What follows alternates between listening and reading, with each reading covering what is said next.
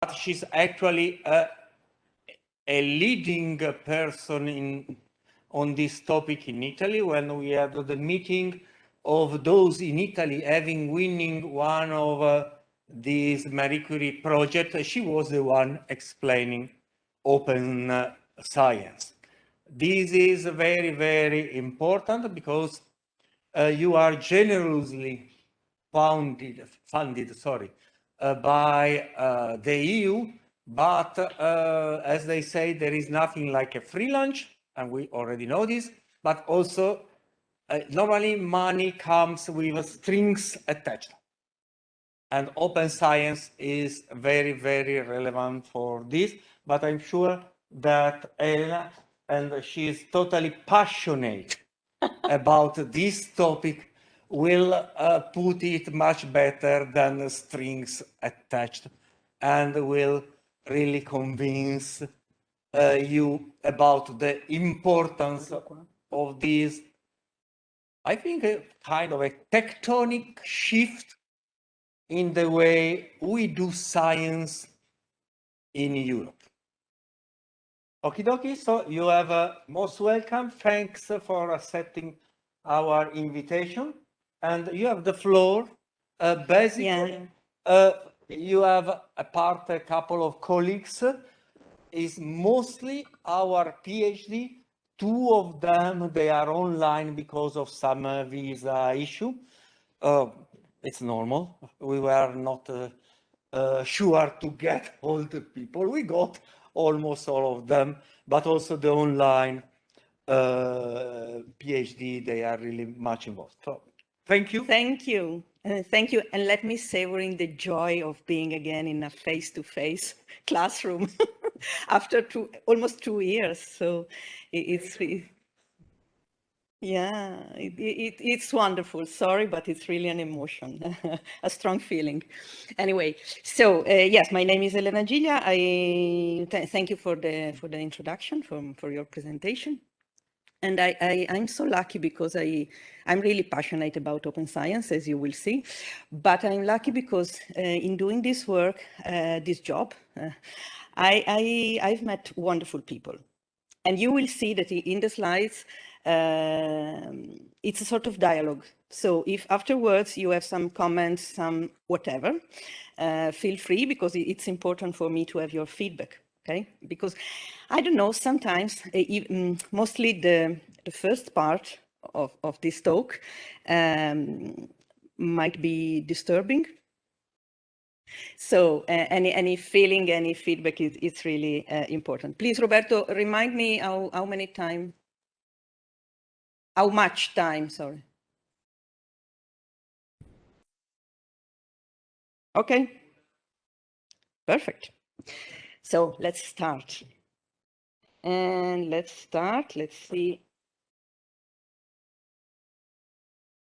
Okay, so if you want a definition of open science in a nutshell, it's just science done right.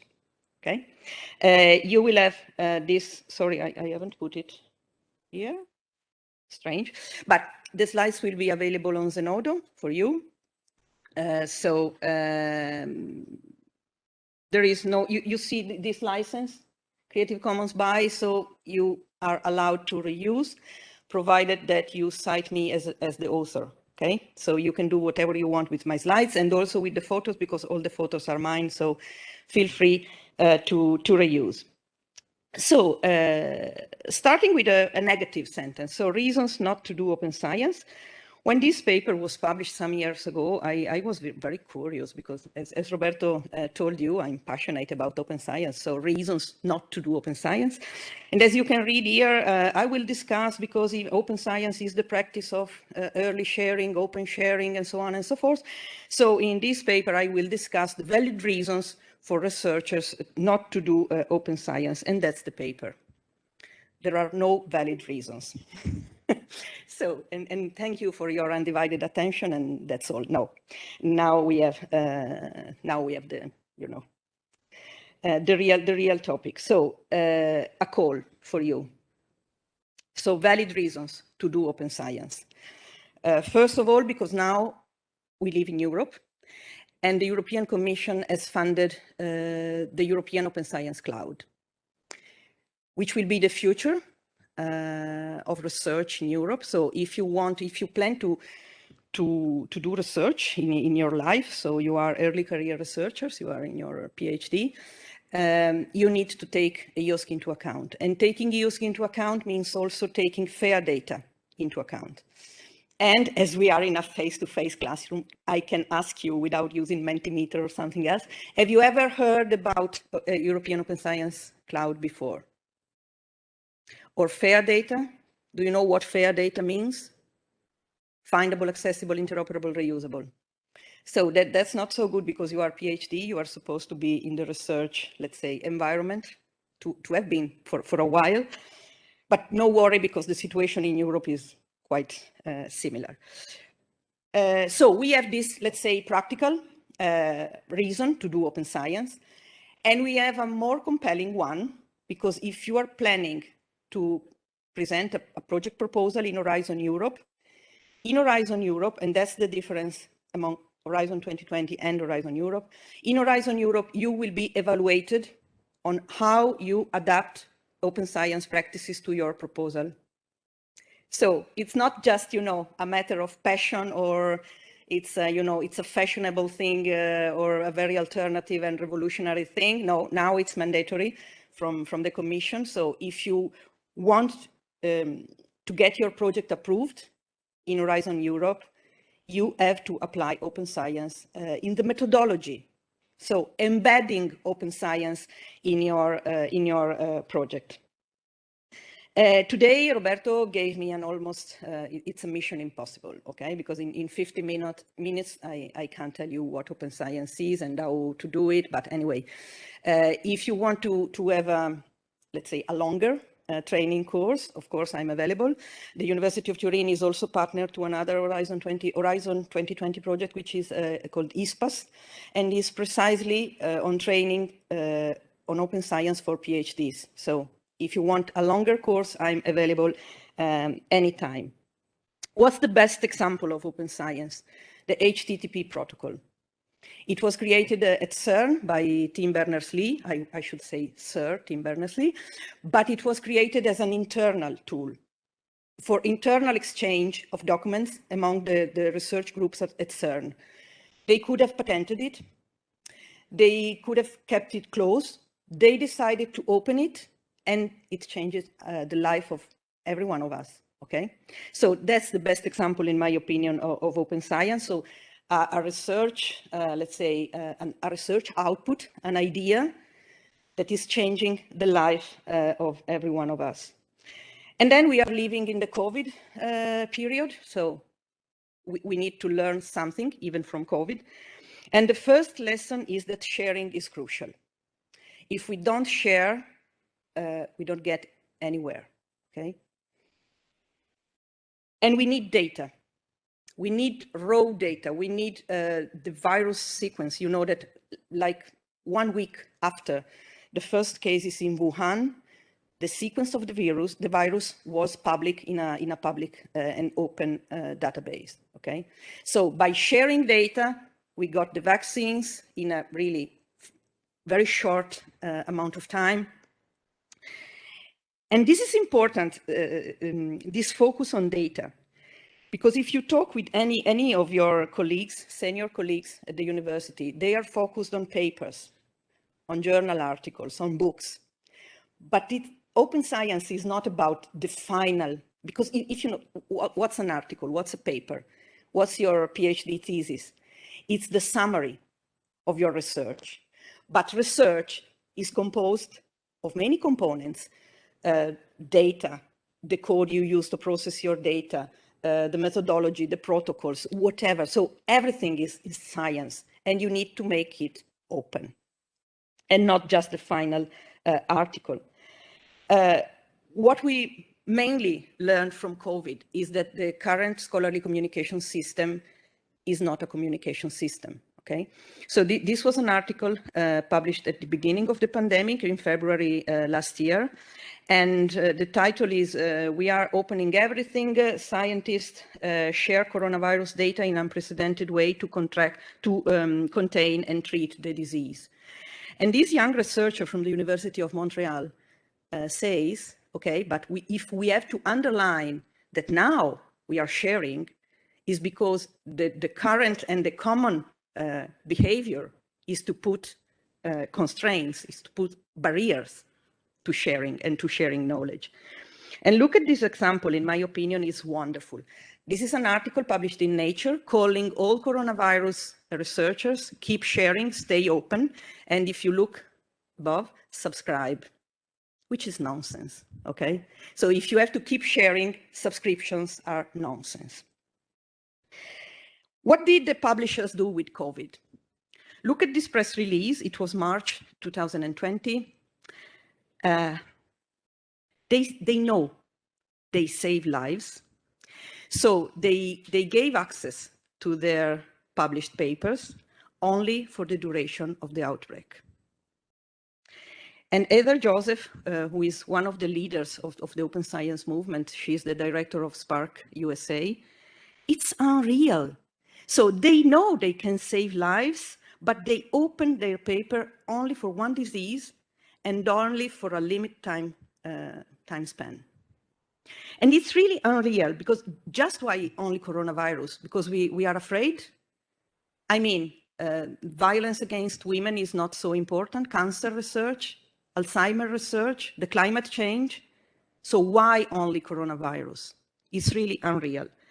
And Joan Rurik, chief of this initiative called Plan S, we don't know which research papers that today remain largely inaccessible could inspire solutions and bright ideas for tomorrow's challenges.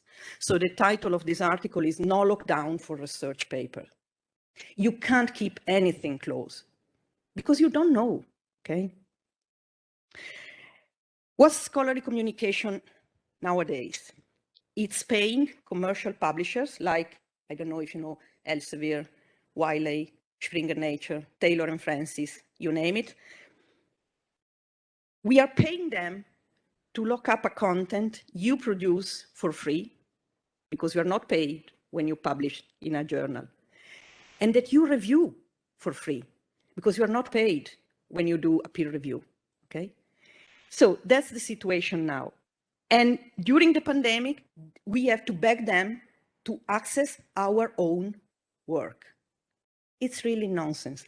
And that's the situation you face whenever you are not at the university, when a subscription has been paid for you, and you are required from $9 just to have a look, okay? But no print and no download, to $32 to download the paper. It's nonsense. Can you imagine your medical doctor having to download each paper for 32 euros in order to treat you? It's really nonsense. So the current situation is this one. You write the papers, you review the papers. Why should you pay to read them? It's really nonsense. Also because we are talking public money. We are publicly funded universities. So the results of publicly funded research should be publicly available for anyone. That's the principle behind open science and open access and whatever. If not, SciHub wouldn't exist. I don't know if you have ever used SciHub or the other one for the books, you know. It's a pirate website. So it's not legal, it's illegal, okay? But listen to Bernard Rentier. Bernard Rentier is the rector emeritus of the University of Liège, one of the most beautiful, I would say, open science advocates.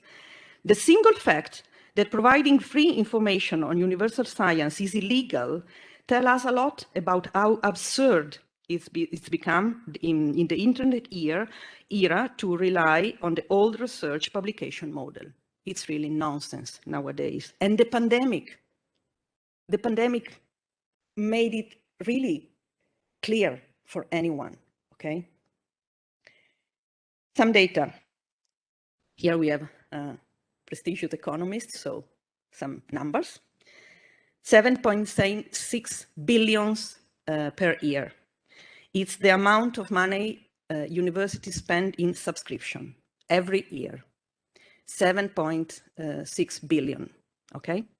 If you divide this amount of money per the number of articles published every year, if you use Scopus or Web of Science, you get that today, so not in open access, but in the subscription model, we pay for each article from 3,800 to 5,000 dollars, okay, of public money.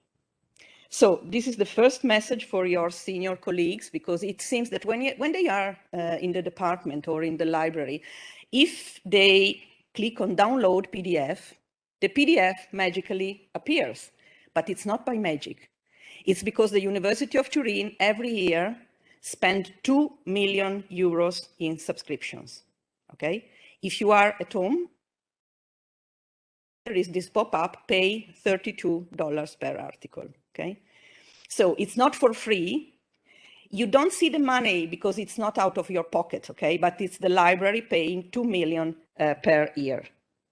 But we are paying to close because your medical doctor can't access, an engineer can't access, a small and medium enterprise can't access, a startup can't access, an innovator can't access, okay? So we are paying with public money to close the content we gave for free. And in this situation, we have 36%, which is the net gain of Elsevier, which is the giant commercial publishing company, compared to Google, Apple. It's really a nonsense, okay? 36%. But why can they get 36%? Because they don't pay the raw material, because they don't pay you as authors and they don't pay you as reviewers. And actually, when I told you 7.6 billion was the amount we spent in 2016, because last year we spent 10 billion. And the publisher want more, because they say, okay, it's just 1% of what you spend in research, so we can get more, okay? They are really greedy, in my opinion. And what do we get back for 10 billion per year? We get back average publication time of 18 months, which means that in the normal, let's say, in the current scholarly communication system, we would have seen the first papers on the Wuhan, let's say, virus at the end of 2020. Does it make sense? So she's Paola Masuzzo, a young researcher now working in Belgium. She's a data scientist.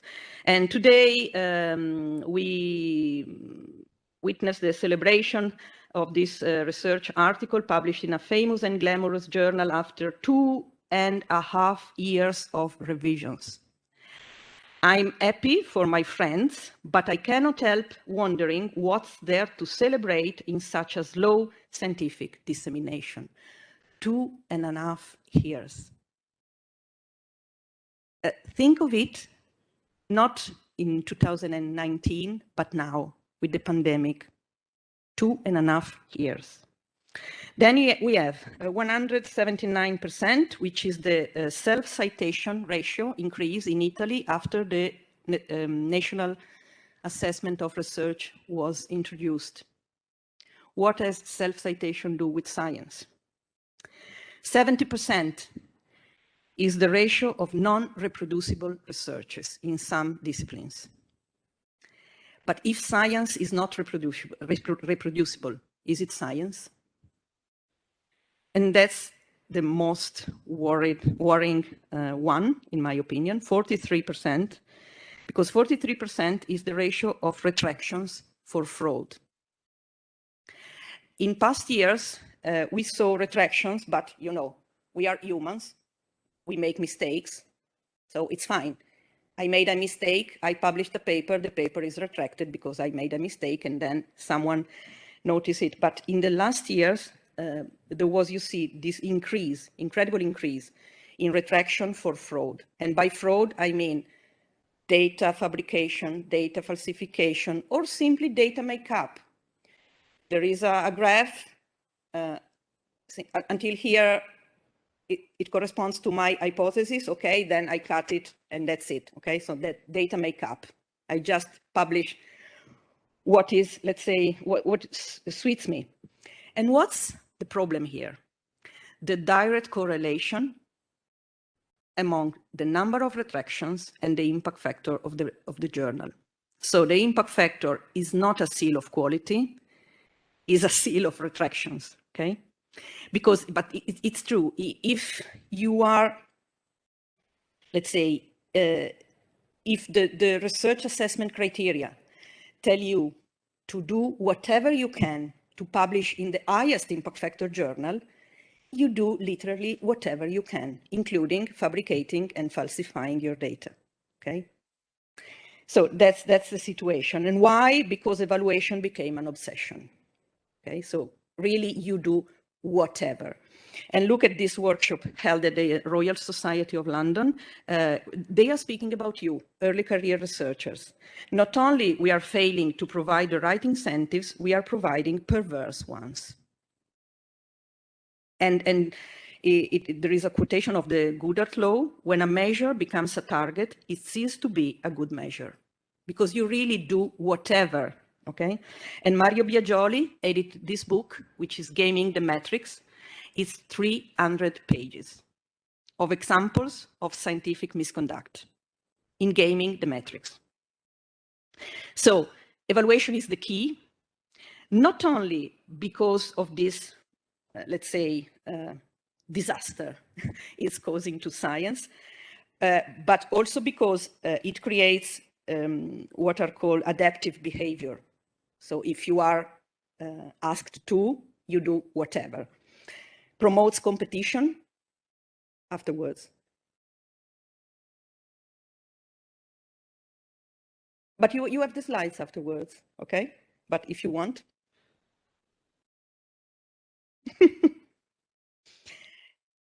It promotes competition against collaboration.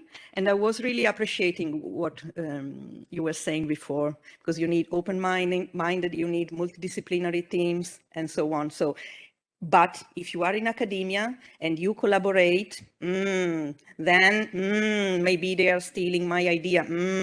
So you need to reward collaboration and not competition. And in terms of open science, what is most, let's say, relevant is that, again, you are focusing only on the final paper. You are not rewarded if you share your data. You are not rewarded if you share your preprint, and so on and so forth. And this is also a side effect, because we have told about the, let's say, the interest and the net gain about of publishers on publications, but also research assessment is becoming a business. And I would say a very profitable one. Problem is, as you can see here, and if you want to read these articles, I found them very, very interesting. The last one was published yesterday or 2 days ago, because it's the same like the Cambridge Analytica applied to academia. Because once you give these publishers your data analytics, are you sure that you are still free? Because the funder might fund only some, mainstream, but they know, how do they know? On the use of database like Scopus or Web of Science, because the publishers sell analytic data to third parties, okay? So I think really here, academic freedom is at risk. And we have another lesson learned from COVID. In the past weeks, there were 2 cutting-edge conferences on open science. One was the Open Science Fair, and the keynote was given by Robert Terry. He used to work at Wellcome Trust in the UK, so the main biomedical funder in the UK. Now he works at the World Health Organization. And he told us that less than 25% of publications cited in the guidelines of the World Health Organization on COVID come from traditional publications, papers in articles. So 75% are composed by preprints and report. And he told us these commercial publishers failed us right in the moment we need them most, during the pandemic, okay? I think it's really a very important message. And again, Robert Terry, we need to rethink the order. So first you publish a preprint, okay? Do you know what a preprint is? So it's your final version, what you send to the journal in submission, okay? You publish that. Then the community goes for open peer review, because who are the reviewer? You. So it's not done in blind like in the traditional, academic papers, but the community comments, and then the preprint gets, if it works, gets impact, which is a real impact, because it's used by the community. And he compared the impact factor. He said, publishing Nature is like winning a gold medal without running the race. Because just for the fact that you publish in Nature, you are allowed to do everything, okay? And on the contrary, if you publish the preprint and then you put your work outside, and then if it works, and if it's a, let's say, a great paper, it gets impact, which is a real impact, and not he called the impact factor a toxic measure, but anyway. And he told also that, you see here, the concept of the journal is dead, because the web is a liquid environment. So this version of record the publishers are talking about is nonsense, okay? And 3 or 4 days ago, it was published this wonderful preprint replacing academic journals. And this is a concrete alternative, okay? Bjorn Brems is the author. And that's why we need open science. As I told you at the beginning, the first part can be a bit disturbing because it's your everyday life. But anyway, I think we are really in a deep crisis. So that's the reason why we need open science. And by open science, we mean this transition to a new, more open and participatory way of conducting, publishing, and evaluating scholarly research. And the three aspects are at the same level of importance, okay? Central to this concept is the goal of increasing cooperation and transparency in all research stages, so not only the final paper. This is achieved, among other ways, by sharing research data, publication tools, and results as early and open as possible. Open science leads to more robust scientific results, to more efficient research, and faster access to scientific results for everyone. And this results, in turn, to a greater economic and societal impact. Okay, so that's the definition of open science. And I really appreciate your sentence, because open science depends on open minds.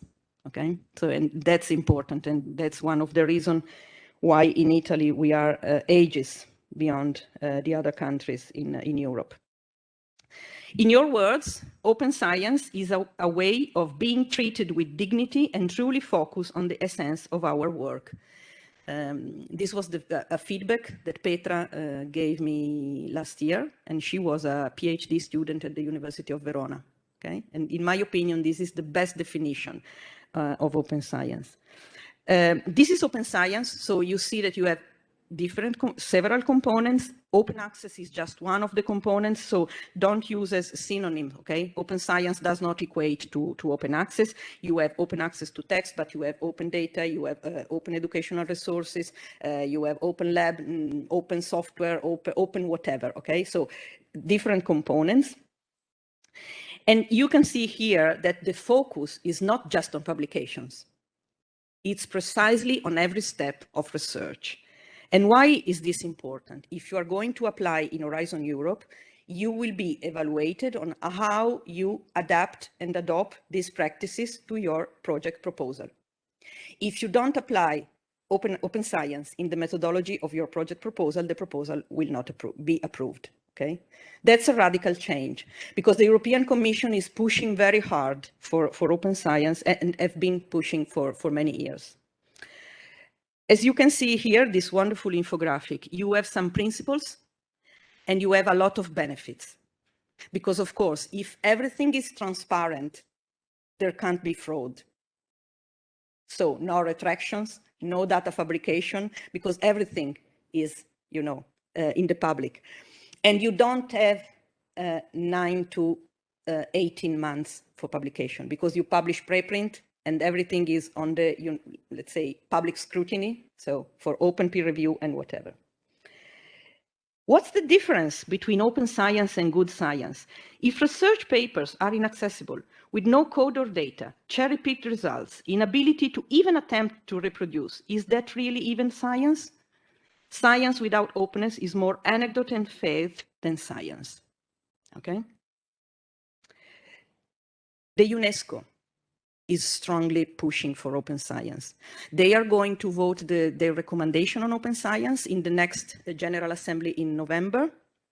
And look here, you would find a strong link between open science and the Sustainable Development Goals.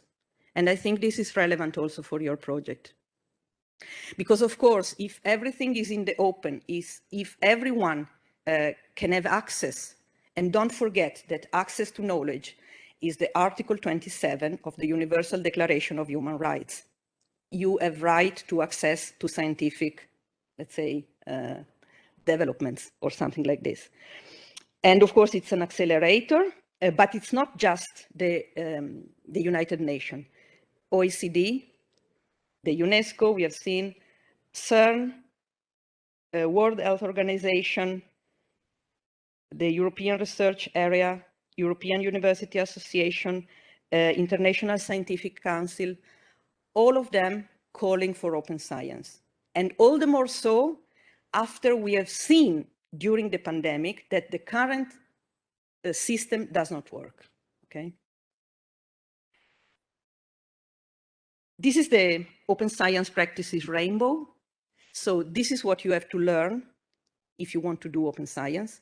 You see that for every, this was created by 2 colleagues at the University of Utrecht. So they divided the research process into 7 steps from your hypothesis, you're searching for data, analyzing the data, publishing, writing, and so on and so forth. And for every step, you see that you have 1 or more tools to open up the step. So if you want to do, you can do it now, because technically we are already there. You have all the tools you want. The issue is evaluation, political, let's say, the policies, okay? So the political side and so on and so forth. Now, on all these practices, we will focus on open access, on evaluation, on open peer review, and on fair data, because they are more linked to your, also the, let's say, the mandate that you have in your project, in your Horizon 2020 project. So open access, and that's really important. You have two roads to open access. They are called green and gold. Don't ask me why. No meaning, no real meaning. Green open access means deposit. And that's very important. That's very important because it's not known. And one of the, let's say, the myths about open access is that you have to publish in an open access journal, so you can't make your career, okay, because you are evaluated on the highest impact factor journal, which is nonsense.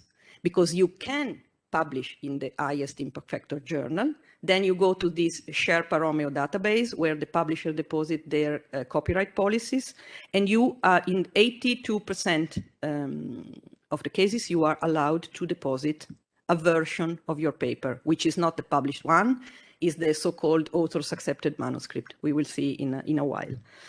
But this is important because you don't change the venue of publishing. okay? So you publish in the highest impact factor journal.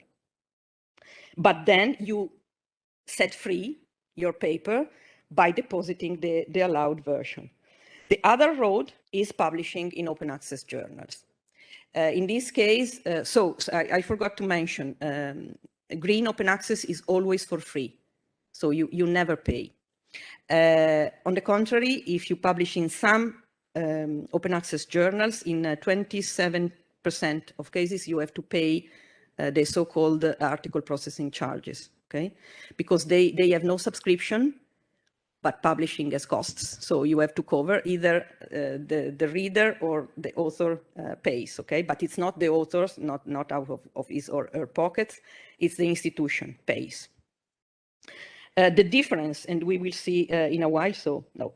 If you have in your mind some of these myths, meaning open access is only publishing, all the publishers are predatory publishers, you always pay to publish, please go and read this paper, which is really clarifying, okay, highlighting about open science. This is the database, Sherpa Romeo. This is what you get when you look for your journal, okay? So it tells you which version you are allowed to deposit, and if the publisher asks for an embargo. An embargo period is a period in which your paper is in the repository. So you have all the metadata, all the bibliographical data, the abstract, the keywords, so your ideas circulate, but the paper is closed because they ask for an embargo, okay? So it's a sort of limbo. I don't know if in English you can say limbo, but I hope you can understand what I mean. And sometimes it's difficult because the publishers asks for a specific repository, they ask for 36 months of embargo, and they allow you to publish a specific version, but it's not our fault, okay? It's the publisher's fault, so it's not the manager's. Some definitions, so the preprint is, or the submitted version is the file you send at the moment of submission. The author's accepted manuscript is the final version. So with all the comments of the reviewers, but not the publisher's layout. And in, I would say, 90% of the cases is this version that you are allowed to deposit, okay? So not the final, the famous or infamous version of Record. So not with the publisher layout, the 2 columns, the footnotes, and so on. So it's your Word file, basically.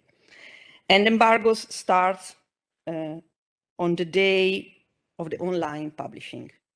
That's important because in Horizon 2020, you will have a limit embargo, which is 6 months for hard sciences and 12 months for social sciences and humanities. Okay, and we will see in the last slide. Basically, this is the same paper. On this side, you see the accepted version. On that side is the version of Record, but it's the same content. Okay, what you are allowed to publish, to deposit, sorry, is this one. The difference between subscription and APCs. Subscriptions are paid every year, and bear in mind that only the University of Turin spends 2 million every year in subscription. They are paid from every institution. So if the University of Turin pays a subscription to Nature, the University of Milan, if they want to access Nature, they have to pay their own subscription. So we are paying all for the same thing, and we close for anyone, okay, the content. On the contrary, the article processing charge are paid once and forever, only by one institution, which is the institution of the corresponding author, and they open the content for everyone. And don't mix native open access journal with hybrid journals. This is important also for Horizon 2020, and all the more so in Horizon Europe, because Horizon 2020 allows for you to publish in a hybrid journal, meaning Elsevier, offering an open choice. It's different because the open choice starts from 3,000 euros on. Native open access journal the maximum APC is 2,900, okay? So it's a difference also of money. But if you, okay, we will see in Horizon 2020. So after open access, and we are going to finish a view on research assessment, because we live in Italy, and in Italy, our National Agency for Research Assessment is particularly, let's say, demanding and also particularly suffocating, okay? Look what's going on in Europe. We have this concept of matrix and not metrics. Some case studies of universities no longer using the impact factor or the journal ranking. This idea of career diversification, of evaluating leadership, evaluating teamwork in the Netherlands. Again, the Netherlands, here is the UK, here is Finland, and here is the Luxembourg. So something is going on. And look at this. All the Dutch universities abandoned impact factor in research evaluation. This is an article published in June this year. The EOSC, European Research Council, is no longer considering impact factor, and it is asking you not to mention the impact factor. And the same is true for Horizon Europe. You don't have to mention the impact factor. So the world is changing. Then you have to go for open peer review, which is really the future. Okay, so you publish the preprint and then you have open peer review. Why? Because reviews are pieces of knowledge. So why do you have to keep them closed and blind? And bear in mind that you are asked to write a review only if you are reckoned the expert. So why shouldn't you be evaluated on the number of reviews? Because the more reviews you wrote, the more the expert of the field you are perceived by the community, okay? And this is one of the practice, the more recommended in Horizon Europe. It's explicitly recommended as open science practice. Then you need to have this famous FAIR data. To be findable, you need identifiers and metadata. To be accessible, you need to know where to find the data and under what access conditions. Accessible does not mean open. The acronym is FAIR and it's not FOIR, okay? So accessible, the data can be perfectly closed, but perfectly fair. To be interoperable, you need standard and ontologies, and to be reusable, you need licensing documentation. And don't think they just apply to hard sciences, okay? You have this wonderful report on fair data in the humanities. And you need to learn how to draft a data management plan. It's a deliverable, even in Horizon 2020, so your project will have to draft a data management plan. It's a deliverable due by month 6 in every project. Of course, you need to, you have these tools, you have whatever, but you need to learn how to do. And I don't know if, yeah, because now we have the EOSC, the European Open Science Cloud. It was launched in Vienna in 2018. It's a seamless access to open by default fair data. It's a sort, yes, it's a sort of virtual environment, okay? So you don't have to think to the EOSC like Google Drive, okay? So it's not a cloud in a computer science meaning. It's the idea of cloud is just to convey the idea of this seamlessness, okay? It's a virtual environment in which data producers, data users, who I don't know, small and medium enterprises, big pharma, big companies, whatever, whomever can use your data, and you meet, okay? You meet in this virtual environment. And to treat this fair data, we need 500 million data stewards. Data stewards is a new profession, and it is a profession of the future because we need 500 million in Europe just to properly manage your fair data. It's your profile, because the data steward is not the librarian. The data steward needs to have data domain competencies, and upon data domain competencies, he or she acquires technical competencies in order to treat the data. But you need to know how to treat your domain data, okay? I graduated in Italian literature. I can't be a data steward even for archaeology or bioinformatics or medicine or whatever, okay? You need to be a PhD of the domain because you have to know how to treat your specific data. As I was saying, the European Commission has been strongly pushing for open science in the past, I would say, 15 years. This article is a perfect summary of the policies the European Commission put in place. But look at the title: Open Science, Open Data and Open Scholarship, European Policy to Make Science Fit for the 21st Century. Because what do we get in change for our 10 billions? We get a PDF online and no more, okay? But science, come on. We have already seen it. The other important message here is that there is a risk of being the first, but a higher risk of being a follower. And in Italy, we are already a follower. Coming to Horizon Europe, you are funded in Horizon 2020, but beware that if you are planning to present a project proposal in Horizon Europe, in this infographic, you see whenever open science is involved. So 4 times during the proposal and 2 times once the project is approved. And the same is in this infographic. It's the final 2 slides in Horizon 2020. So what you have to do, you have 2 mandates. One is to texts.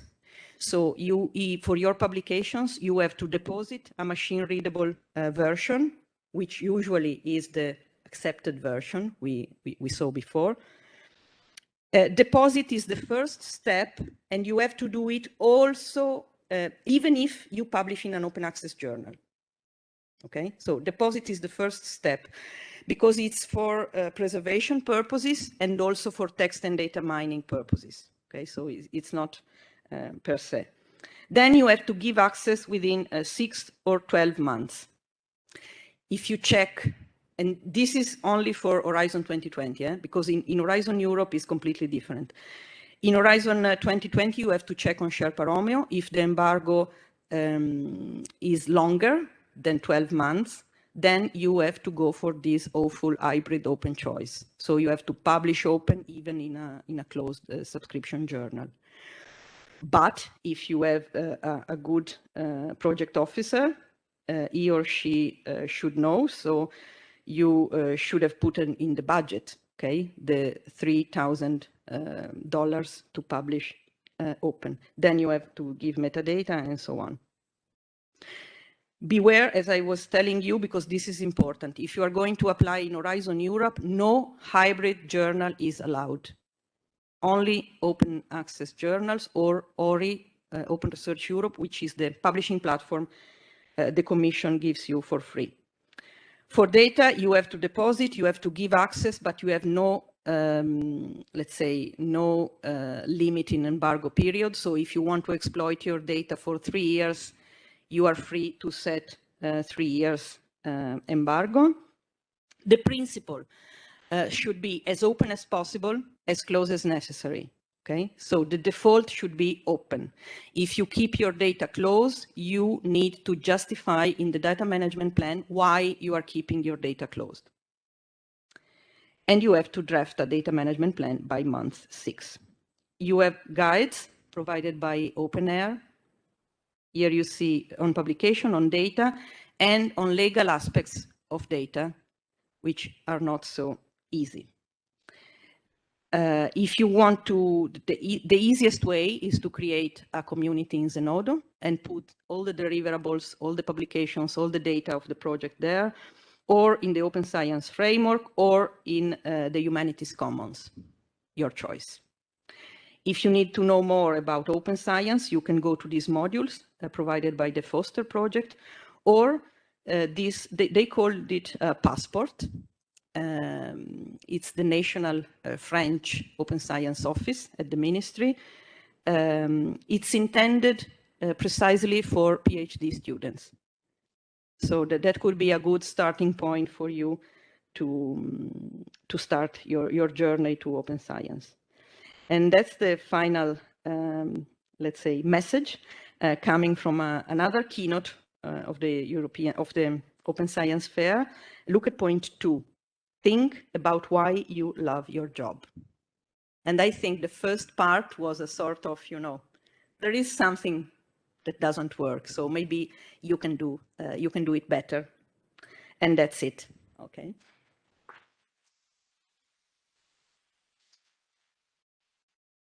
Dieci minuti in più.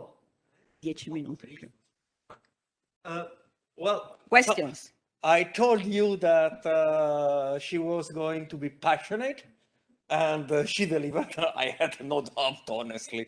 We have been knowing each other for a few years. Before opening the floor, because I was thinking, just one question that might come from an economist, and another from kind of political, no, I don't know, or maybe just myself. So from the economist, you had one slide, is very clear. To read, each university is paying to publish is only one. Is there any study on how much is paid to publish? Yeah. Because I've been involved in, I think it's called Frontier. I don't know why I was involved. I know why I was involved, but I didn't understand what I was being involved. And it's just huge. It's thousands of employees. Someone must pay for them. So I don't know if there is someone having done the economics of open access. And I think it was perfect for the gold standard. That shoe must have been incredibly expensive. Gold shoe. So how much does it cost? And probably you have already the answer, and then I will. Yeah, so there was this study conducted in 2016 by the Max Planck Gesellschaft, and that's the study where I took these figures of these costs in subscription, let's say in the subscription mode. If you are asking of the real costs of publishing, there was a preprint again by Bjorn Brems, published last year, and he estimated among 200 and 1,000 euro per article. The real cost. Yeah, the real cost. Because there you have one aggregate, and there you have one article. No, we divided 7.6 billion per the number of articles published. You see in the second column. That is how much is paid today. Yeah. How much was paid in 2016? Yeah, what would be the cost of open access for the same number of articles? Half. Yeah, which is already saving a lot of taxpayers' money. This is what we like in public. It's the figure you need to read it like this. Yeah, okay. Well, I'm a lawyer, so this figure is a bit complicated. Then I have another question, which is totally probably stupid. I think that the idea is very much we use internet. And my question is, well, there were great hopes about internet as a tool for democracy. And then we go to the trolls. We got the worst of humanity is on internet. Are you sure we are not having the worst of scientists? They are still human. And now we can see them in 3 dimensions. I mean, I know. With these, and this is linked. Are we sure that we will not have developed some system of, you throw it over internet, but then the research, you will start paying search engines to make sure that your article pops up. And I don't understand anything of this, so this No. may be technically wrong.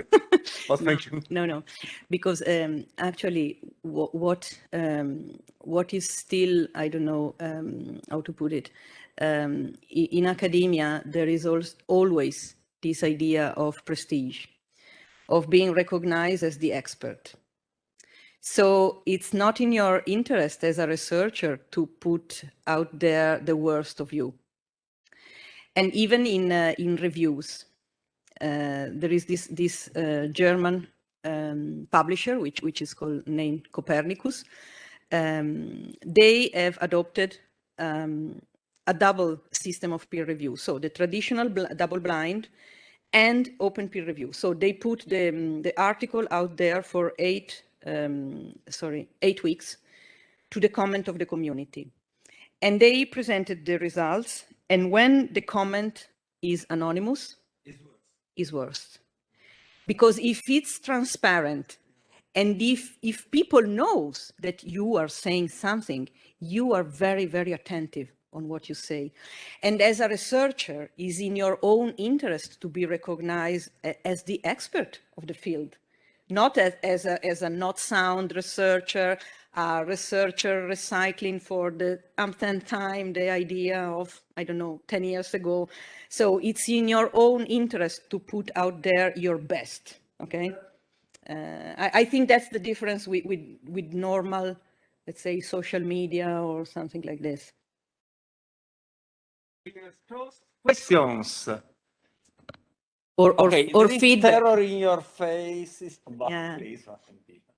Okay, would you just come here because Yeah. I think we still have someone online. Please,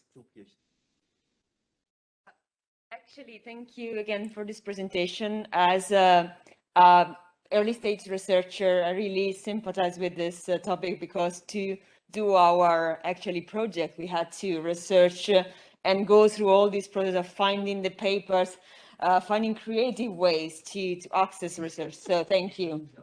Illegal. Sometimes. Maybe. I didn't say that. But it's recorded. Yeah.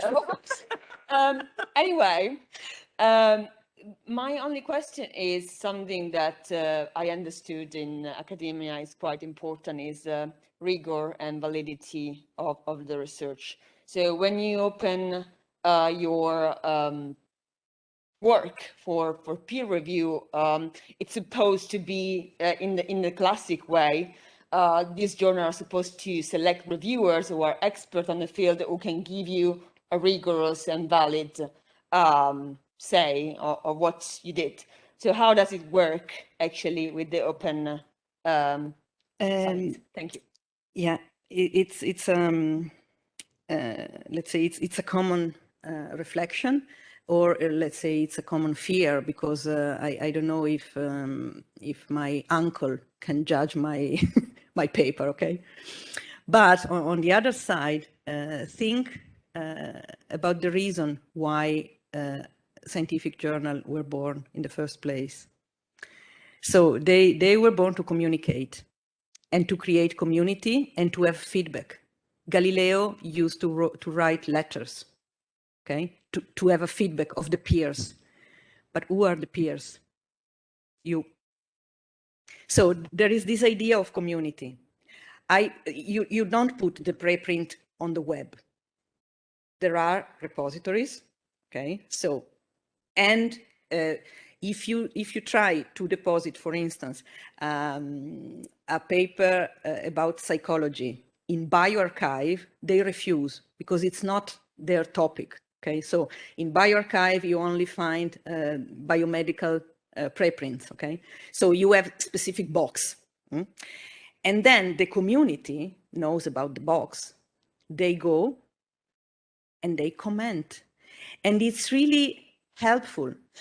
There are a lot of communities of early career researchers out there. And guess what they use to advertise their new preprint Twitter. Why? Because they tell the community, there is a preprint, can you help me improving? And the concept is the same of the open source software. So 1,000 eyes see a bug better than 2. So it's exactly and precisely the same concept. And also this Copernicus experiment with open peer review, you have to register. So you can leave your comment anonymous, but you need to have an email so you are traceable, okay, for the editor, not for the public. So you have, whenever you comment, you have to register. It's not, and it's again, I know a lot of people using open peer review and no complaint. They are all happy because it's really a sort of conversation, you know. This is what I think. Can you help me? When at the beginning, when I ask you, give me your feedback, because it's important for me, even if something is not clear, because next time I try to improve, and that's the concept I think. And it works because, again, of this idea of prestige. So I have no interest as a researcher of being judged as a, you know, not sound, not rigorous, or something like this. So I try to do my best, both as an author and as a reviewer. Because if the review is transparent, it's constructive. Because, you know, it's clear for everyone what I said. So it's on, you know, on the public. So might this work differently in hard sciences and, let's say, in social sciences, where it's honestly, it's not so objective. Yeah. It's more subjective. Yeah, but that's the point of the big conversation.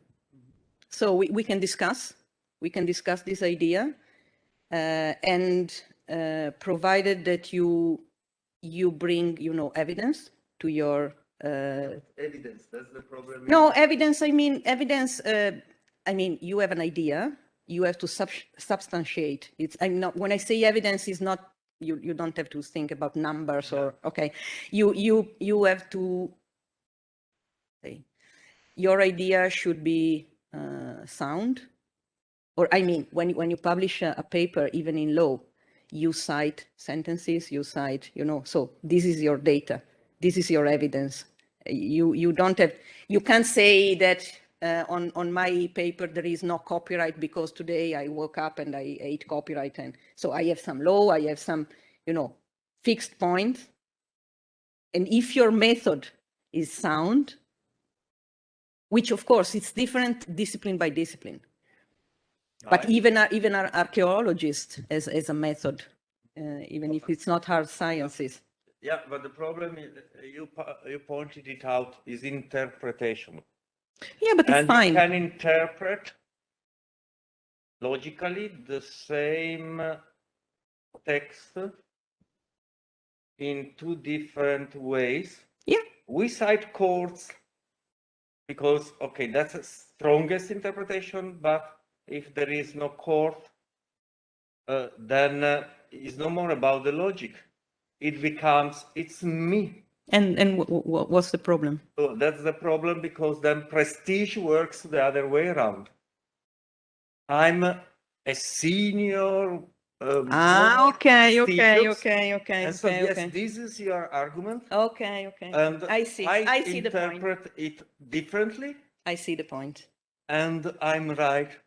Because It's I'm the still senior. Yeah. Aristotle, Yeah. ipse dixit. Ipse dixit, yeah. So, and that might Then be that a could bit be. trickier. That could be, but anyway, if the discussion is, you know, civil, okay, can you say it? Okay, so we can, I like this definition of scholarly communication as a great conversation. So the richer, the better. There is an end over there. Yes, Martin, please.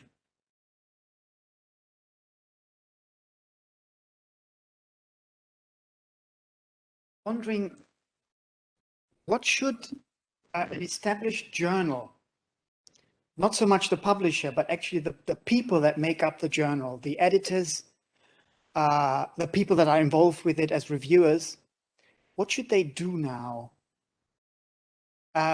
Should they just turn over and die? No, Or should they evolve? evolve. So, for example, could an existing journal, say Public Procurement Law Review in our area, Which is your journal, I guess. no. No, Okay. no. I really don't want to do that. That is awful work. So I just want them to continue to exist somehow. So couldn't they say, let's get Sweet and Maxwell completely out of the picture. Let's go online and do exactly the same that we did online. We never appear in paper anymore. We're completely online.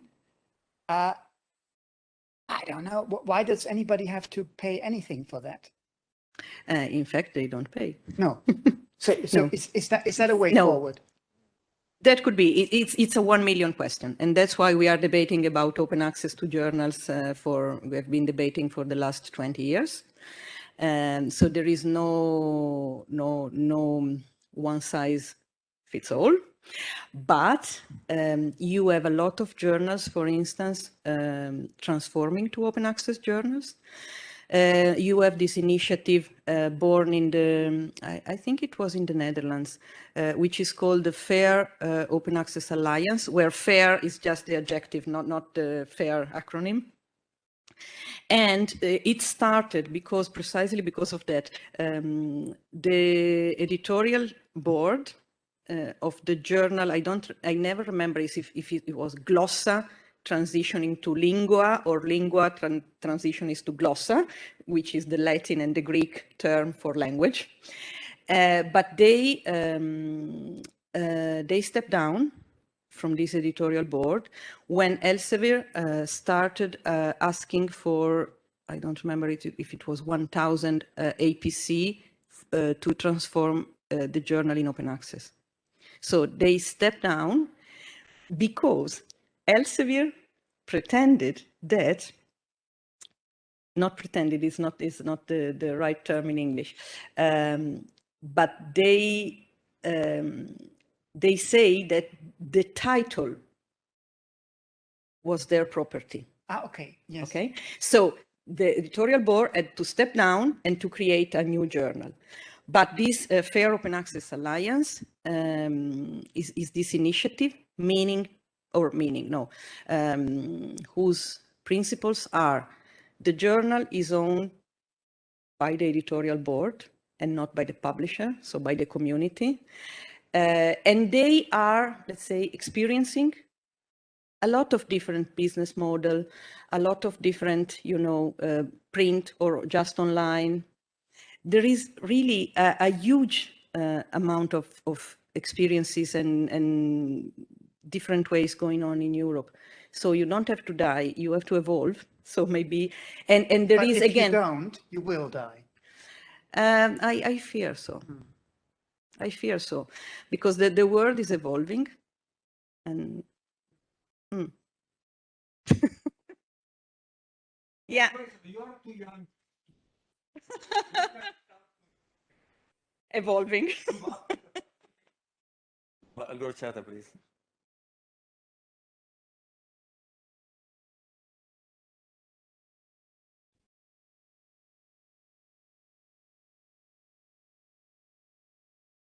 And thank you for the great presentation and the vision of such a great work ahead of us.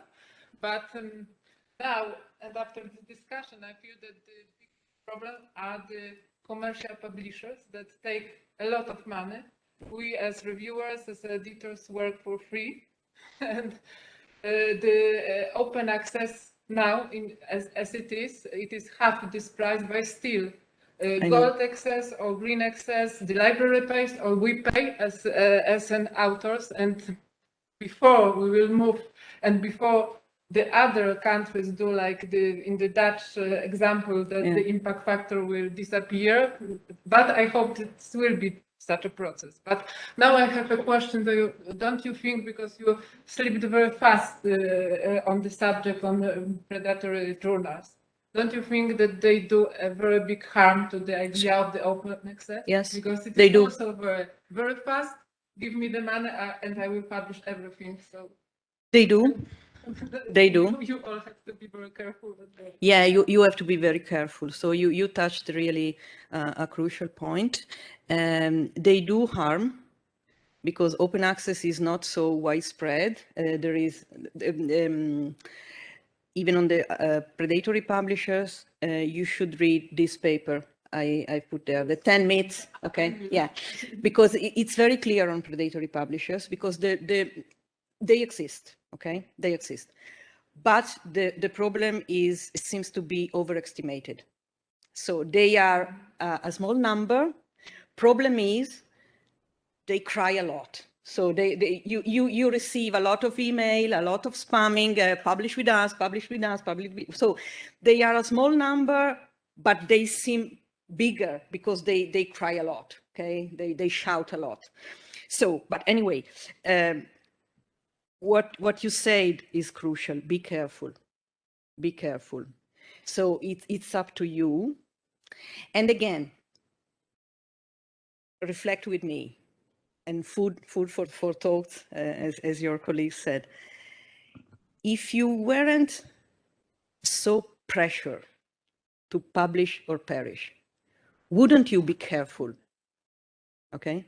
So the problem again is, if I have to publish 10 papers per year, okay, they ask me, publish with us? Yes, yes. And then I don't check if it's serious, if it's not serious, and so on and so forth. So again, the key is evaluation. So because you have to be careful, because they exist. They exist.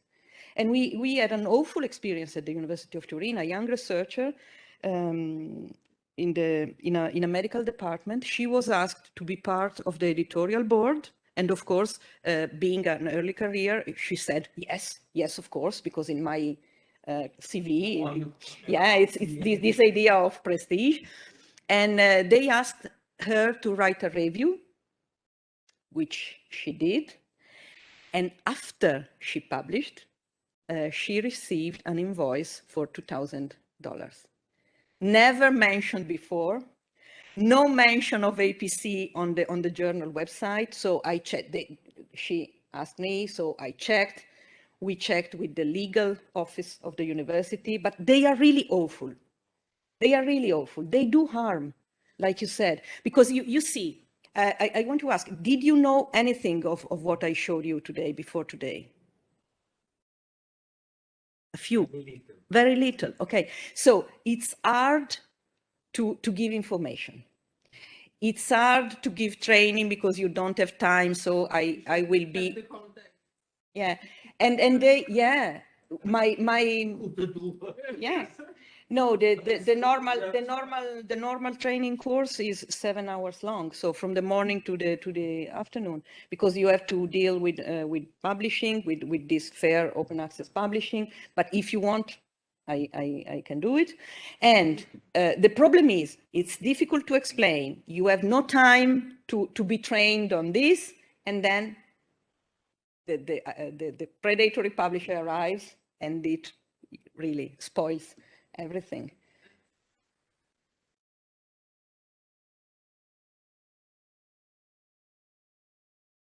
Yeah.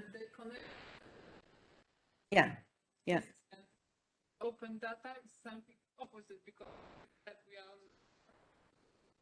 make some methodological mistake or some taking data analysis, and when the data is open, then we get the feedback that something is wrong because another person took the data and found that it is something is not correct. So in fact, this is something good, but yeah, it's improving your research. Open access, fast publishing. I know. Not very ethical practice of the. Yeah, I know that's why it's important for you to read this paper on the 10 myths. Thanks a lot. One last question. So I have one. So We this lawyers- is the difficult one. No, it's more Oh, gosh. sentimental. Oh, I need to decide whether to die or to evolve. We lawyers, we still publish books. I know. Yeah, I know this is a book. you see. yeah. And we love books, I know. the paper kind of thing. I know. I remember a few years ago when I was presenting one of my book, and I was asked what you like more about this book, and I said hardcover. And they said, look at me. They were thinking about some clever idea. No, it was just hardcover. That was my first hardcover book. It's beautiful. You put in the shelf, it doesn't fall. Yeah. And also the smell. What about the smell? Yeah. So, okay, and my former students know that I always lend in them books on strict condition. You do the copies as you want, but you can't open it more than 95 degrees. And some Okay. of them, they are still shocked by this, because otherwise. But they remember. So you're a good you are a good teacher. And what we do with those books? You still publish the book. And you pay open access? Books are a bit difficult because you know the trend, however, is to going online. Okay, but you can publish your book online, and then you can activate a print-on-demand service for print. So no. But anyway, so the trend is to go online. But there are a lot of open access book publishers. We, as University of Turin, we are partner of this Operas, which is a research infrastructure, and many members of Operas are publishers. Like they are behind the directory of open access books. I know you publish books, but yeah. Okay, so thank you very much again. Thank you.